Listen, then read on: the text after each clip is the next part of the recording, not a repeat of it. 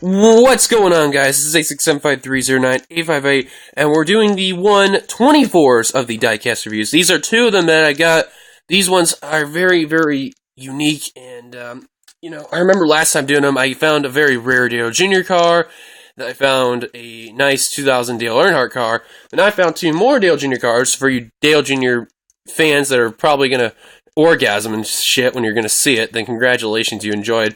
And I'm here joining by a person who likes to collect the 124s a lot. Please welcome Dylan Tate 22, Dylan Poteet, or otherwise known as the other Dylan. That's very well. So we're going to show you the box of the car and then what it is. So I don't know how well you guys are going to see it, but this is a 2004 car here. It's a 124. So I'm going to show you the box and all that. It's a limited edition and all that. You see the box and all that. On the side, this is what it is. I don't know how well you'll see it, but I'll tell you what it is. It's a Dale Earnhardt Jr. number 8 Oreo/Ritz 2004 Monte Carlo Club car, one of 3,000 made. And then there's the pin, and I believe... Okay, I thought it had a signature, but I guess it wasn't. And then, same as the other side. There's the bottom. And now we show this amazing, beautiful car. Yes, the 2004 Busch Series Dale Earnhardt Jr. Oreo Ritz car. And I'll tell you something, this car was a beauty. And I bet Junior fans at that time were just falling in love with it. It's a nice blue. Yeah, I like it. The simple colors on there, it's got a chrome blue to it, which, they did an excellent job on there. And then they also had the white along. So let's let Dylan Poteet go and get you to the sponsors of the car and all that, and get on a second as I'm going to move it over to the left a little bit. Alright, that's good. So, Poteet, tell us about the car here. Well, like I said, 2004 Busch Series car. Very nice scheme. He usually ran a lot of good Busch Series schemes, but again, the really nice blue and the white really complement each other pretty well. You got Oreo, you got Oreo itself right beside the logo, the Ritz logo, Chevrolet, the 8. But pretty simple car, but they always did these kind of like mashup schemes where you put a couple of spots together, and it always worked out pretty well. It's a very nice car, though.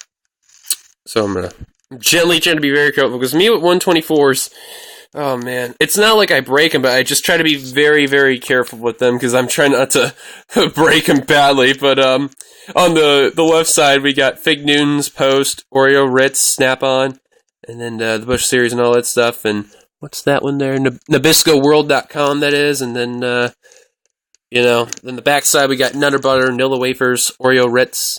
And then the right side is the same as the left. Oh, shit, I almost just dropped it there. The front, which is what Poteet had mentioned. The blue and white number 8, mainly chrome blue, though. Here's the bottom of the car. But, 2004 cars at that time, though, obviously being original Cup and all that, they were very simple, but once the car tomorrow came, it all changed. But for car of yesterday... Does the hood and the trunk open on this car? Let's see. Nope. So you show the inside for them, too. I know. And the hood does not open, the trunk... Nope, it does not. Huh. Oh well. But a very nice car, though, nonetheless. And, what's funny about it is that also, not also being a Monte Carlo and all that, but also to the fact that, with the thing there, but also, the grille was very different for the cars there, and that, those cars were very unique, and, there were some good paint schemes at the time, but, not as standing out as, like, how they are today, but still a very, simple but nice paint scheme. I would say this car ran at Daytona. I want to bet that that's where this car ran at that year. I believe that's where it did ran, too, and, I think it ran one other race, too. It could be wrong, but if you guys know what it is, just put down the comments to correct us both, but, so, Poteet, if you had... I'm just taking a shot in the dark. Exactly. A Daytona car. So, if, Poteet, if you had to give, like, a review out of this car, what would you give it? Like, on a scale of, 1 to 10? Yeah.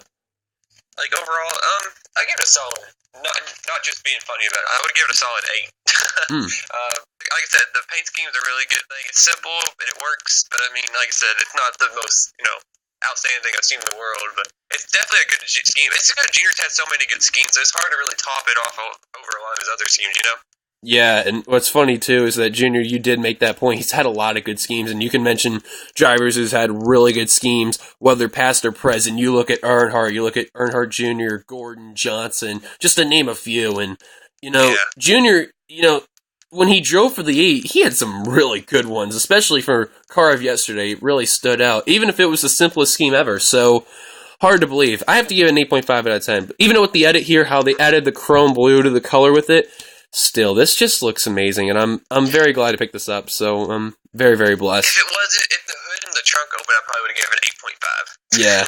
Oh well. What can you do though? So. Oh, well. I gotta thank Dylan22 for joining me here. I appreciate it. If you want to sub to his channel, he also does diecast reviews as well. Please go in that. The link will be right there. His channel's right there. Subscribe to him. He also does NR as well as I do. So other than that, I'm gonna leave you with Dylan22's final words of wisdom and his wonderful wise words. Change his number to 6.7, bitches. Wow. Dylan Poteed, everybody. So thank you guys for enjoying this video. If you liked it, be sure to give it a like, comment your thoughts of this car and all that stuff. So subscribe, be a part of the NRSL by hitting that subscribe button. I hope you guys do it, because then all of a sudden you're going to see me do more stuff in the near future. That's what you guys are doing. Till then, goodbye everybody, and car number 3 will be coming out the next day.